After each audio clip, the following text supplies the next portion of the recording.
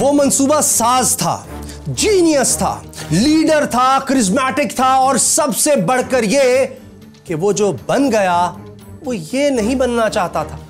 वो एक मुसव्विर बनना चाहता था, एक दुनिया को अपने फनपारों से महजूज करना चाहता था, लेकिन इसके हाथों ने बंदूक थाम ली और फिर एक जमाना इसके इंतकाम की आग में जलकर भस्म हो गया। आपको मुबालगा आराई महसूस होगी, लेकिन ये एक हकीकत है कि हम आज जिस दुनिया में रहते हैं वो इसके खौफ के साए से इबारत है। एटम बम से लेकर फजाई बमबारी तक के बहुत से हथियारों के डिजाइन इसी की लेबोरेटरी में तैयार किए गए थे। हिटलर कौन था और आज की दुनिया इसके खौफ से इबारत क्यों है? मैं हूं मोहम्मद उसामा गाजी और देखो सुनो जानो कि वो कौन था सीरीज में हम आपको तारीख के इसी मुतनाज़ा तरीन किरदार की कहानी सुनाएंगे।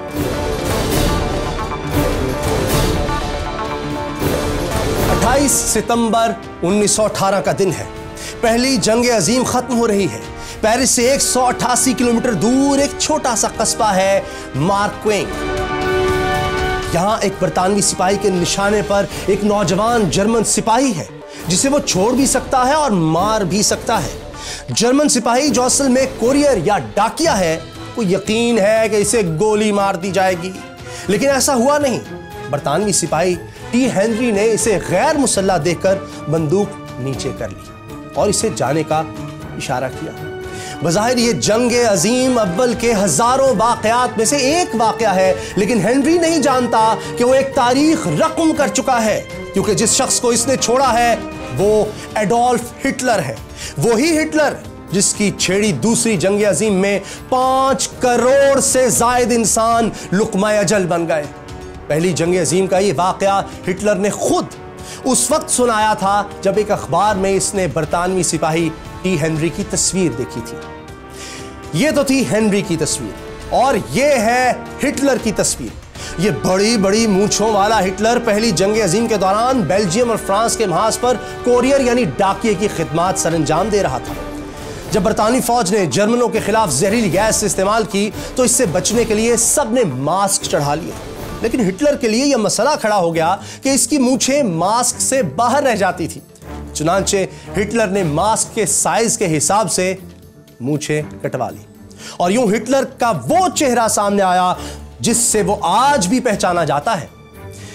पहली जंग अजीम के एक ऐसे ही कीमियाई गैस के हमले में हिटलर की आंखें भी शदीद मुतासिर हुई और वो अंधा हो गया, लेकिन इलाज के बाद हिटलर की आंखों की रोशनी लौट आई।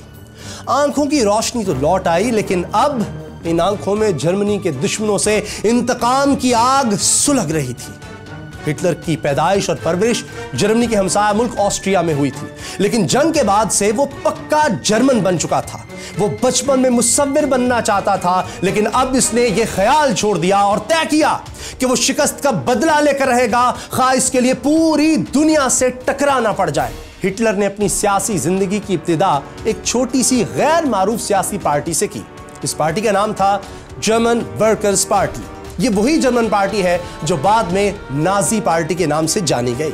ये पार्टी पहली जंग अजीम में शिकस्त खुर्दा और इंतकामी जहन रखने वाले जर्मन शहरियों और साबिक फौजियों ने बनाई थी, क्योंकि पहली जंग अजीम के बाद बरतानिया और फ्रांस ने जर्मनी से वो इलाके छीन लिए थे जो सदियों से इसकी सल्तनत में शामिल थे।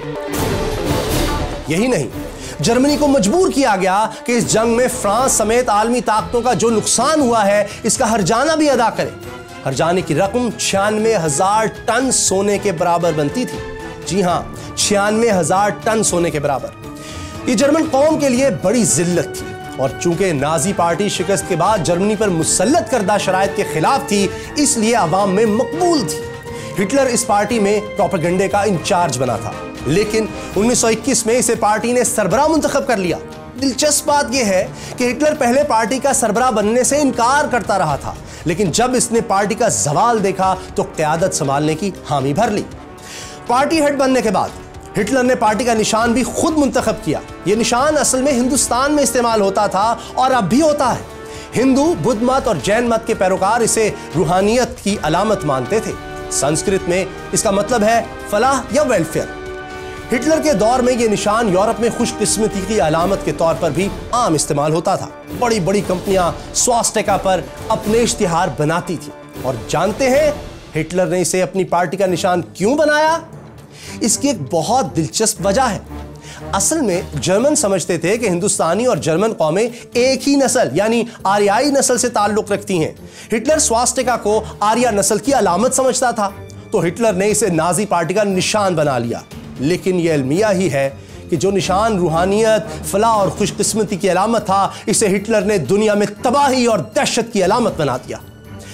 नाजी पार्टी मकामी सतह की पार्टी थी, लेकिन जब पहली जंग अजीम का हीरो साबिक जनरल एरिक लॉडेनडॉर्फ भी इसमें शामिल हो गया तो पार्टी में गोया जान पड़ गई। लॉडेनडॉर्फ जर्मन फौजों का टॉप कमांडर था और इसने पहली जंग अजीम में रूसी फौजों को धूल चटाई थी, मगर जब बरतानवी फौज मैदान में आई तो लॉडेनडॉर्फ हार गया। लेकिन अब वो सियासी शोहरत के लिए शिकस्त का मलबा सियासतदानों पर डालकर अवाम को भड़का रहा था। लॉडेनडॉर्फ के साथ मिलने से हिटलर की ताकत बढ़ गई। वो जर्मनी में इनकलाब लाना चाहता था। इसके लिए 1921 में इसने एसए के नाम से एक तंजीम कायम की। इस तंजीम के जर्मन नाम का मतलब था अटैक डिवीजन, और इसके कारकुन ब्राउन शर्ट्स पहनते और स्टॉर्म ट्रूपर्स कहलाते थे। इसके कारकुनों से हलफ लिया गया था कि वो हिटलर के नाम पर कट मरेंगे। अगले साल 1922 में इटली में मुसोलिनी कामयाब हुआ तो हिटलर को लगा वो भी ऐसी ही कामयाबी हासिल कर सकता है। अब हिटलर इनकलाब का मौका ढूंढ रहा था और यह मौका इसे रोहर ने फराहम किया। रोहर जर्मनी का एक इलाका है जो बर्लिन के मगरिब में नीदरलैंड की सरहद पर वाक़ है। इस इलाके में कोयले की कानें और फौलाद की फैक्ट्रियां हैं। जर्मनी जब आलमी ताकतों को हर्जाने की रकम अदा न कर सका तो फ्रांस और बेल्जियम ने जनवरी 1923 में रोहर पर कब्जा कर लिया। रोहर एक सनती यानी इंडस्ट्रियल सिटी था। इस पर कब्जे का मकसद यह था कि इत्तेहादी यहां के वसाइल से अपने वाजिबात वसूल कर सके। अब सूरत हाल यह थी कि रोहर पर फ्रांस और बेल्जियम का कब्जा था, लेकिन यहां की फैक्ट्रियों में काम जर्मनी के मजदूर ही कर रहे थे। जर्मनी हमलावरों का मुकाबला तो ना कर सका, लेकिन जर्मन हुकूमत ने एक बड़ा फैसला किया। इसने रोहर के फैक्ट्री मजदूरों और कारकुनों को हुक्म दिया कि वो काम बंद कर दे। हुकूमत इन्हें घर बैठे तनख्वाह देगी। यह कदम इसलिए उठाया गया ताकि इत्तेहादी फौजों ने जिस मकसद के लिए कब्जा किया है, यानी फैक्ट्रियों के वसाइल से फायदा उठाने के लिए, तो ये फायदा ना उठा सकें। हुकूमत ने ऐलान तो कर दिया, लेकिन खजाने में तनख्वाहों के लिए पैसे नहीं थे। चुनांचे हुकूमत ने धड़ाधड़ करेंसी नोट छापे, जिसका नुकसान यह हुआ कि जर्मन करेंसी की वैल्यू गिरते गिरते 2 कौड़ी की हो गई। करेंसी की वैल्यू इतनी गिरी कि 1923 में जर्मनी में एक डबल रोटी 2 अरब मार्क की मिलने लगी। लोग ब्रेड लेने के लिए बेकरी जाते तो थैले भरकर नोट साथ ले जाते।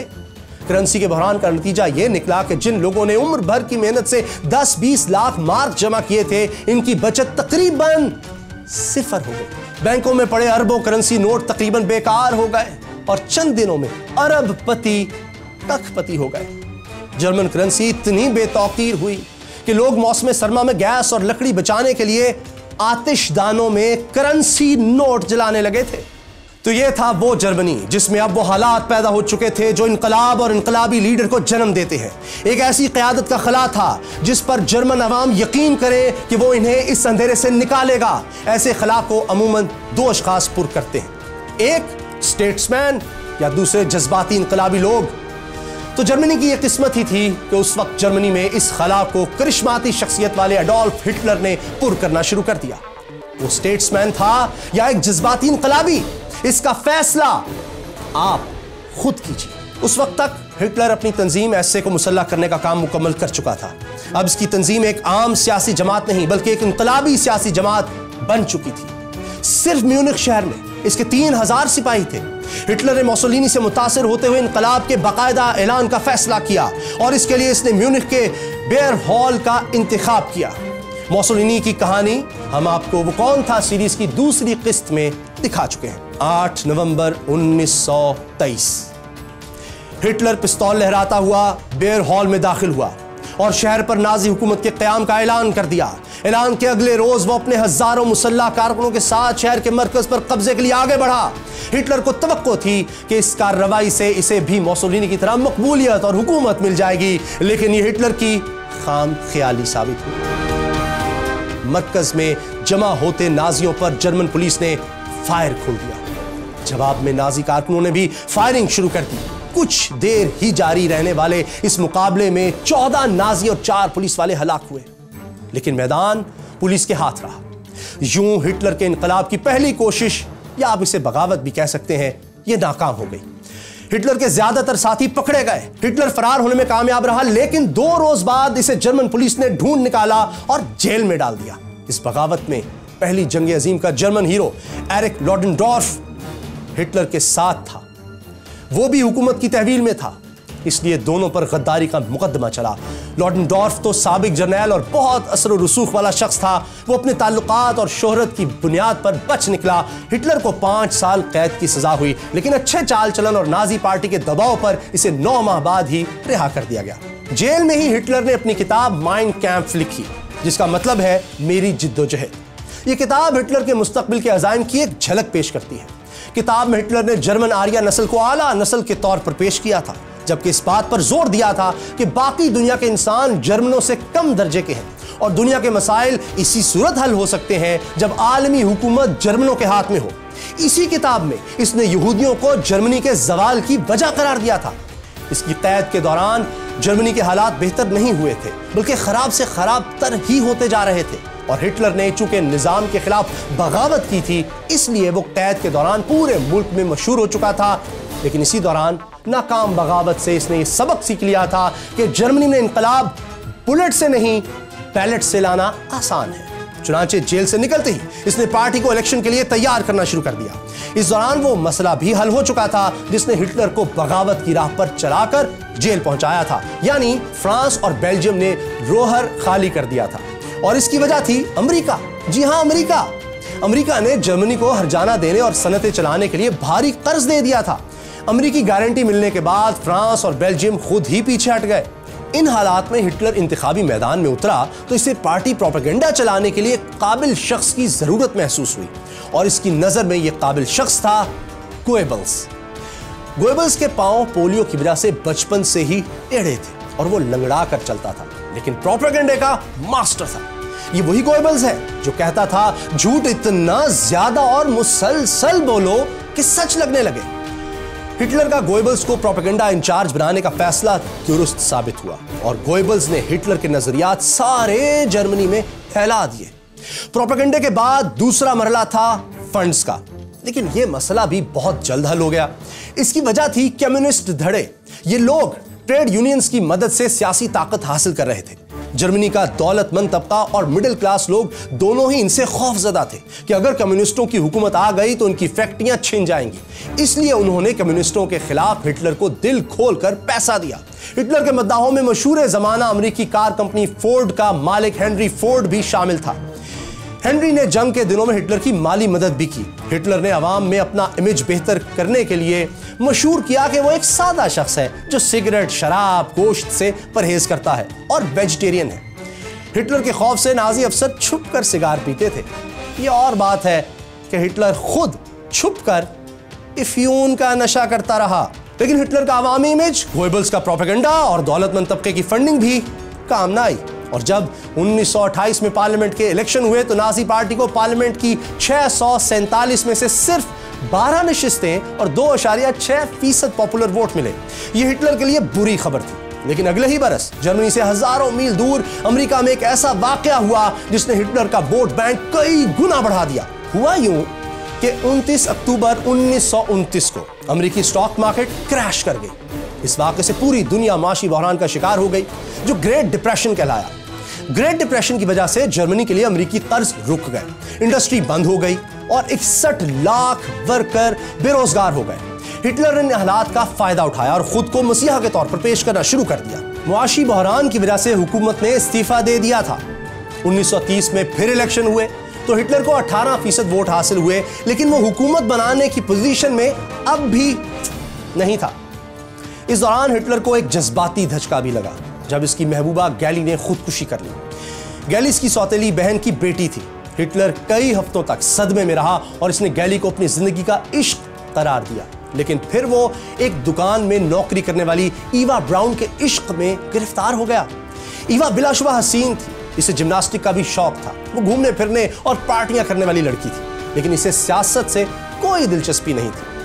हिटलर चाहता तो इससे फौरी शादी कर सकता था, लेकिन इसने ना सिर्फ ये कि ईवा से शादी नहीं की, बल्कि बरसों तक अपने इश्क को दुनिया से छुपा कर भी रखा, क्योंकि हिटलर के मुतालिक यही मशहूर किया गया था कि उसका इश्क जर्मनी है और वो जर्मनी से शादी कर चुका है।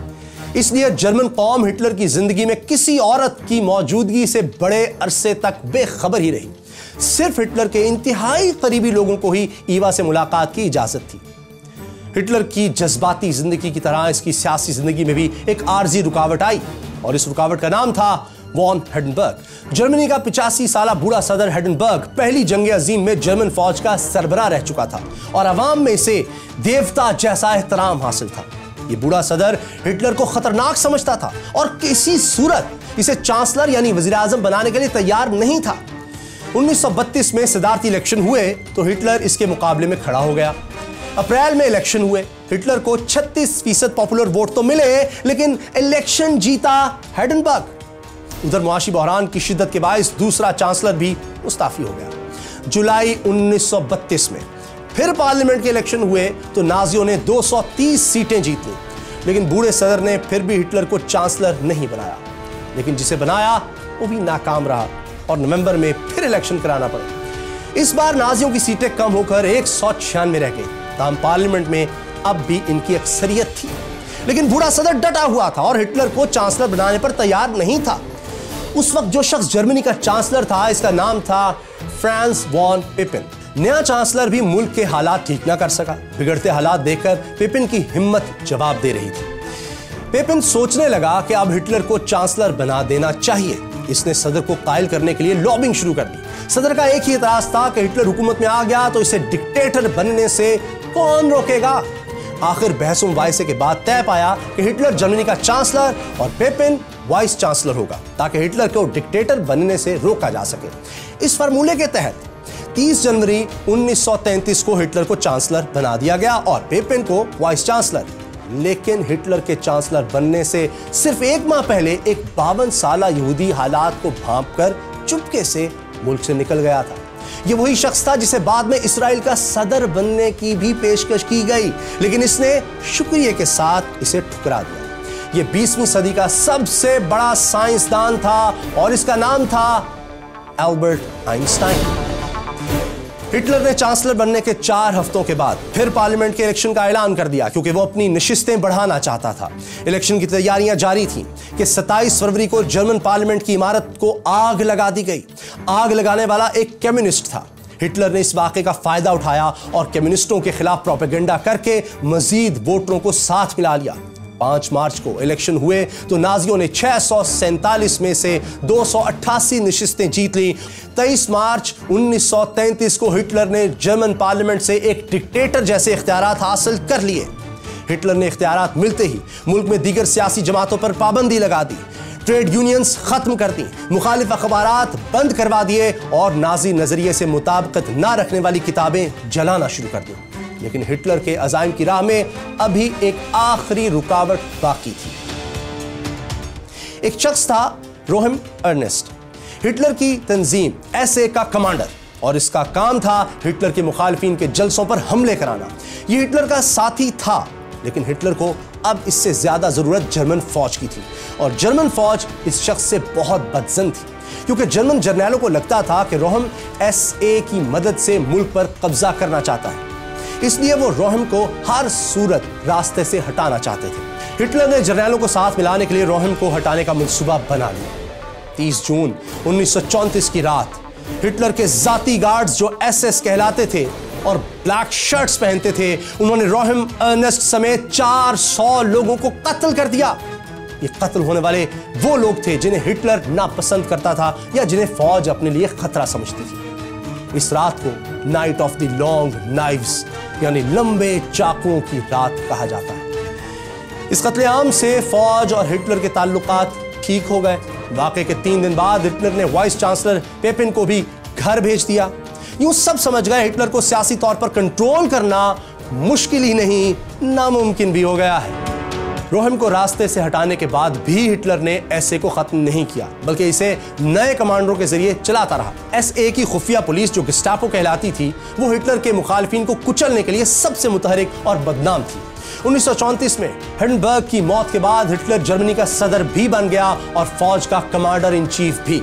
जल्द ही इसने चांसलर और सदर के अलग अलग ओहदे खत्म करके एक ही ओहदा बना लिया और इस नए ओहदे का नाम था फ्यूहरर, जिसका मतलब है लीडर। मुखालिफ पार्टियों पर पाबंदी लग चुकी थी, पार्लियामेंट इसे सारे इख्तियारात सौंप चुकी थी, अब इलेक्शन की जरूरत थी ना पार्लियामेंट की। फ्यूहरर अब ऑल इन ऑल था। हिटलर के हुक्म पर तमाम अदालतों और पुलिस को नाजी पार्टी के कंट्रोल में दे दिया गया। जजों को हिटलर से वफादारी का खुसूसी हलफ भी उठाना पड़ता था। हिटलर के मुतालिक एक और दिलचस्प हकीकत जिसे कम लोग जानते हैं यह है कि हिटलर का कोई ज़रिए आमदन नहीं था, वो पार्टी फंड से गुजारा करता था। हुकूमत संभालने के बाद इसने तमाम सरकारी इदारों के लिए अपनी किताब माइन कैम्प खरीदना लाजमी कर दिया। 1939 तक किताब की 50 लाख कॉपियां फरोख्त हुई और रॉयल्टी मिली हिटलर को। अपनी हुकूमत के दौरान हिटलर ने 5 अरब डॉलर की जायदाद बनाई, लेकिन हिटलर ने सिर्फ अपने लिए दौलत नहीं बनाई बल्कि अवाम पर भी दिल खोल कर खर्च किया। इसने स्कूलों और अस्पतालों समेत बेशुमार मंसूबे शुरू किए और किसानों को सब्सिडीज दी। हिटलर की हुकूमत के इब्तदाई बरसों में ही यहूदियों को छोड़कर जर्मनी में कोई बेरोजगार नहीं रहा था। इस खुशहाली ने जर्मन अवाम को हकीकतन हिटलर का दीवाना बना दिया था और यही वो बात थी जो हिटलर की असल कामयाबी की वजह बनी। बहरहाल दौलत और इख्तियार हासिल करने के बाद जब जर्मनी में हिटलर का कोई सियासी मुकाबिल ना रहा तो इसने खारजा महाज पर तवज्जो दी। इसने गैर मुल्की ताकतों को हरजाने की अदायगी रोक दी, जिससे हुकूमत के पास तरक्याती कामों के लिए वाफिर पैसा आ गया।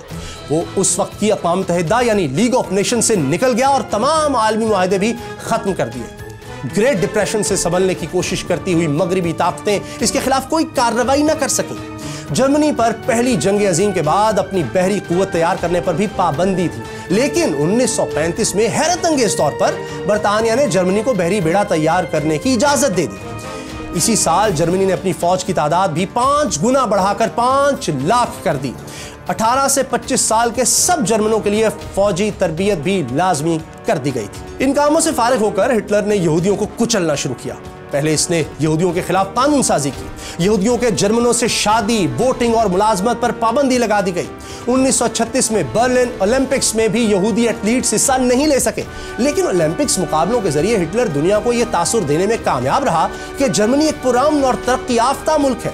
जर्मनी ने 43 गोल्ड मेडल हासिल करके ओलंपिक्स में कमाल कर दिया। ओलंपिक्स के बाद भी यहूदियों के खिलाफ हिटलर के सख्त इक़दाम जारी रहे। बच्चों के निसाब में यहूदियों के खिलाफ नफरत अंगेज मवाद शामिल किया गया। बच्चों को एक खास गिरोह से नफरत करना सिखाई गई। हिटलर पर 60 लाख यहूदी कत्ल कराने का भी इल्जाम है, जिसे मगरिब में होलोकॉस्ट के नाम से याद किया जाता है। हिटलर के मजालिम का निशाना बनने वालों में ऑस्ट्रिया का एक माहिर नफ्सियात भी था, जिसे बाद में जला वतन कर दिया गया, और यह शख्स था मशहूर जमाना सिगमंड फ्राइड। लेकिन क्या आप जानते हैं कि यहूदियों से इतनी नफरत करने वाले हिटलर के डीएनए से क्या पता चला? वो ये कि हिटलर का शजरा नस्ब अफ्रीका के बर्बर कबाइल और यहूदियों से भी मिलता है। यही नहीं, इसकी महबूबा ईवा ब्राउन भी नस्लन यहूदी थी, लेकिन हिटलर को यह सब नहीं मालूम था। वो खुद को जर्मन समझकर यहूदियों के खिलाफ कार्रवाइयां करता चला गया और साथ ही साथ जंग की तैयारियां भी जारी रखी। और फिर एक दिन इसने फ्रांस पर हमला कर दिया और दुनिया का अमन तहोबाला हो गया। हिटलर ने फ्रांस पर हमला क्यों किया? और वो कौन से लीडर थे जो हिटलर के खौफ से बेहोश हो गए? और वो कौन था जो हिटलर के सामने डट गया? क्या हिटलर ने खुदकुशी की थी या वो कहीं रूपोश हो गया था? हिटलर की लाश कहां गई? रूस के सर्द जहन्नम में जर्मन फौजों पर बीतने वाले शब रोज की कहानी भी आपको दिखाएंगे, लेकिन वो कौन था कि अगली किस्त। हिटलर जिस शख्स से मुतासिर था उसकी कहानी जानने के लिए यहां क्लिक कीजिए, और यहूदियों की रियासत इस्राइल कितनी ताकतवर है यह जानने के लिए यहां क्लिक कीजिए।